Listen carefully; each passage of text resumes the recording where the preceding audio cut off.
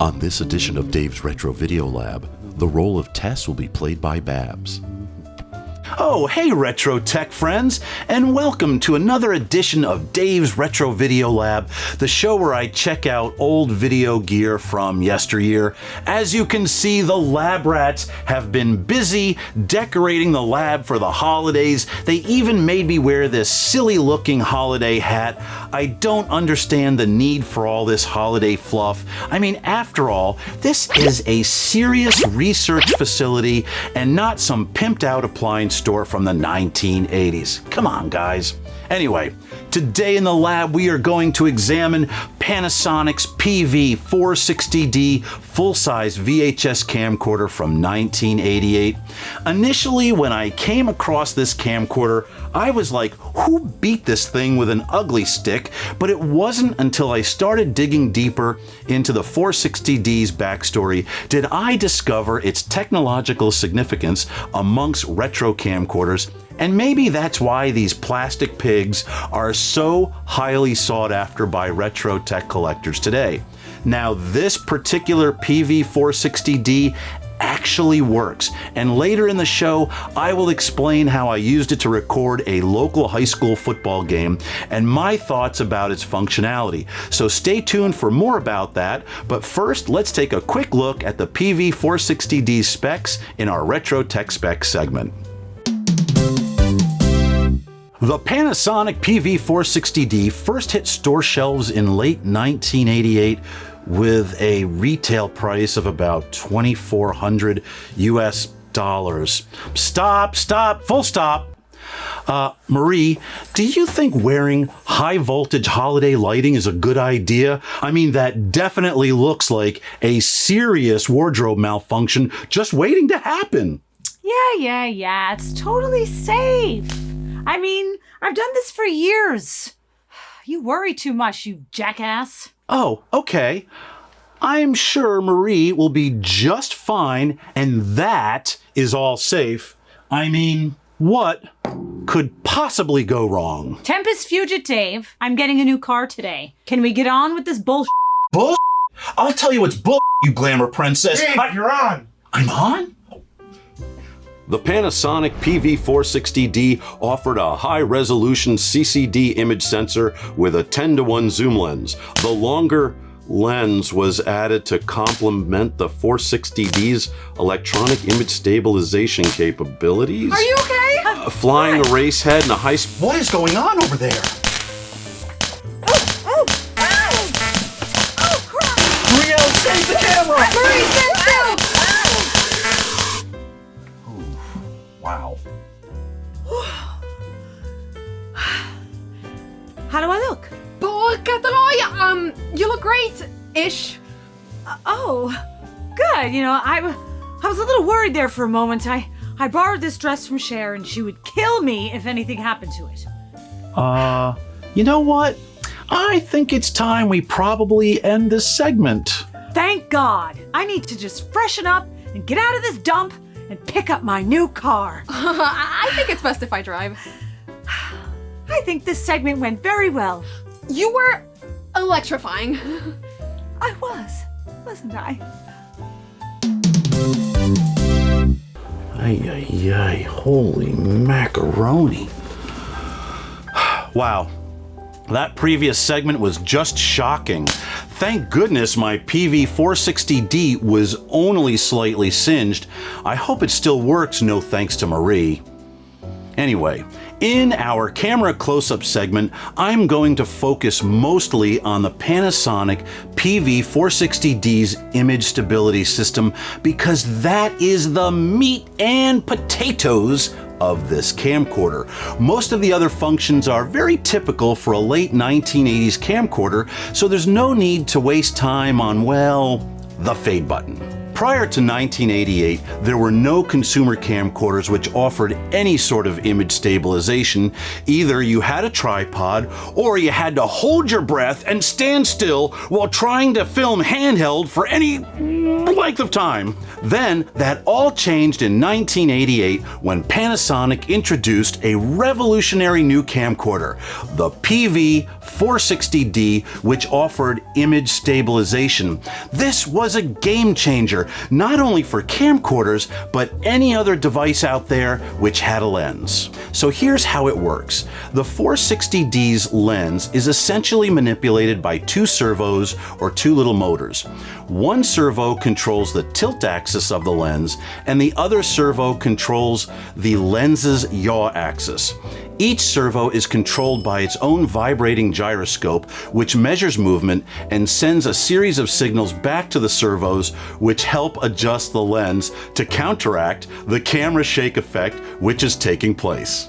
Here's an example of how this works. The Panasonic PV-460D has two image stabilization options. You can select either the Pan IS or set for both Pan and Tilt IS. For now, I will simply set the camera so it will adjust for both pan and tilt movement. As I tilt the PV-460D up and down, you can see the lens trying to stay steady as I move the camcorder.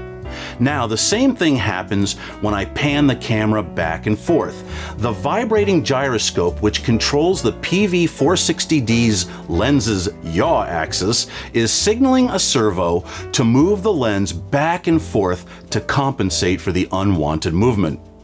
Of course, if I move the camera around in a circle, you can really see the image stabilization working overtime to keep the lens stable. So what's really important here is the focus knob is right on the outside of the camera's lens housing.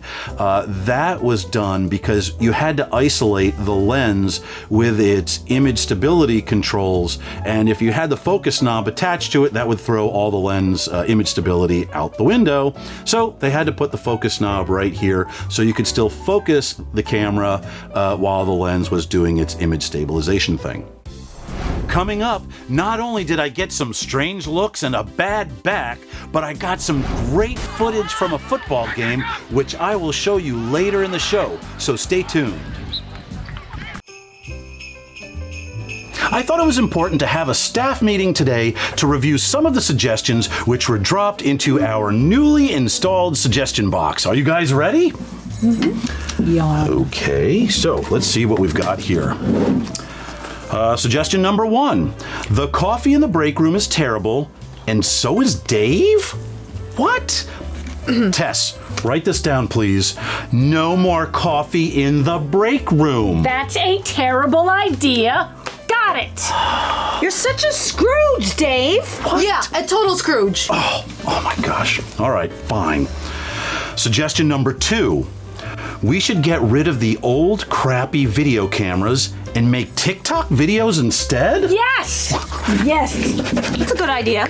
Absolutely brilliant. Why would we want to make videos about old clocks? Have you always been an idiot? Ho, ho, ho! Oh my How are gosh! you, my little elf? Santa! Santa Claus is in the lab! Ho, ho, ho. Have you been all good little boys and girls, say? Oh yes, Santa! Yes. Except for Marie, trust me. Ow! I have presents for everyone. Oh my gosh! Marie's got a gift. I hope it's a diamond necklace. Oh, I hope it's an Apple Watch. I hope it's battery heated socks. Anyway, oh my gosh! Santa! How did you know I wanted an RCA Small Wonder video camera? Well, let's just say it. It was a hunch, Dave. This is amazing! Thank you, Santa! More like disappointing. Yeah, pretty lame, Santa. I don't know, I think this old TV is actually pretty cool. Well, Tempest Fugit, I have many more stops to make and 9 reindeer who desperately need a bathroom break. Gotta go. Bye, Santa! Happy holidays! Bye! Well, I hope Santa provided a gift receipt because this is going back. Yeah, back to 1985. Beta was so much better. Yeah. What channel is YouTube on this? That Santa, he is just so incredibly cool. A few years ago, no one really knew anything about the Panasonic PV-460D and the technical innovations which it was hiding. Heck, I purchased mine several years ago because I thought it was so darn ugly that I wanted to add it to my collection. I think I paid maybe about $40 for it. Well, of course, it wasn't until I started doing my research for this episode did I realize the true significance of the PV-460D's capabilities. This is actually a very revolutionary camcorder for its time, and I believe most retro tech collectors are now picking up on this fact, which is why I see buy it now prices on eBay averaging for around $360 for one of these really neat camcorders. So, you really want to get one of these really cool camcorders and not pay a fortune? Well, I'm going to let you in on a little secret. Come here, come closer. Most eBayers only know about the Panasonic PV-460D, but what these Goodwill pickers and estate sale swingers don't know, but of course you and I know, is that Philips and Magnavox essentially sold the same camcorder under their brand names, and eBayers are clueless right now to this fact. So, that is how I was able to get my Philips CPJ815AV01 for just $40. Yes, $40, my retro tech friends, and it works, which makes it more awesomely amazing. We'll be right back. Earlier, I mentioned how I took my Panasonic PV-460D out to a local high school football game so I could essentially road test the PV-460D's IS capabilities. So finally, here's the footage I've been talking about. Honestly, I was impressed how this 34-year-old camcorder was able to keep the image relatively stable. Not bad, really.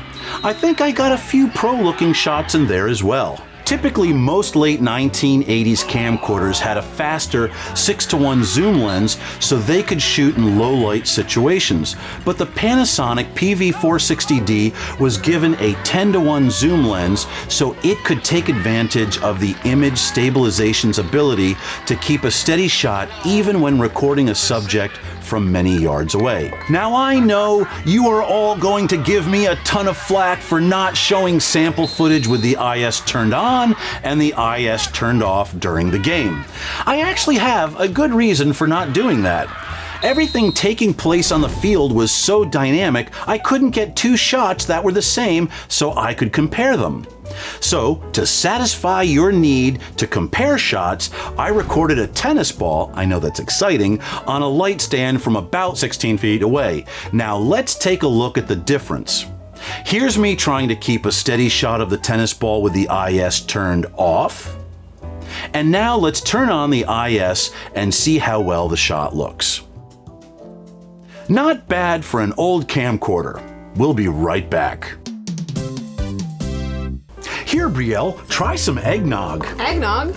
What is that? It's gross. It's all you need to know. Not unless you spike it with some JD. Ho, ho, ho, ho. It's Santa. Oh, Santa's Dave, back. Hey, Dave. hi, Santa. I'm sorry. I think one of my reindeers left you a few presents on your car. You know, I'm sorry about that. I think Dasher is on a high-fiber diet. Tess, take a note. Can you have the interns go back out there and clean all the reindeer crap off my car? Sure. It's brand new. I know. Just Sucks right. For you, Dave. All right. Thanks, Tess. As I close the show, I want to thank the lab rats here in the Nerd Nest for everything they do, most of them. They put in so much time and effort to make this all happen, so I can't thank them enough. Honestly, without the lab rats, there would be no Dave's Retro Video Lab. So let's give them a round of applause. Also, I want to thank you, our retro tech friends, for your support. You make doing all of this so worthwhile. Honestly, you are the very engine which drives this machine and keeps us going. I simply want to say thank you all so much, and we look forward to producing more content in 2023.